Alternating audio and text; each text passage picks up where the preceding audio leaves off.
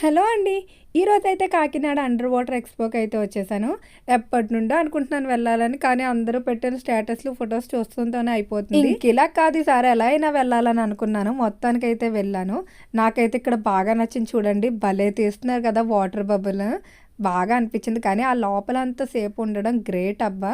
అలానే ఇక్కడైతే జలకన్యలున్నారు. అదైతే హైలైట్ బాగా నచ్చింది. వాళ్ళు ఆ డాన్స్ కానీ, సాంగ్స్‌కి బాగా ఎంటర్‌టైన్ చేశారు. పర్వాలేదు. ఆ ఎంట్రీ టికెట్‌కైతే న్యాయం జరుగుద్ది. వర్త్ అనే చెప్పొచ్చు. కిడ్స్ అయితే చాలా ఎంజాయ్ చేస్తారు ఇక్కడైతే.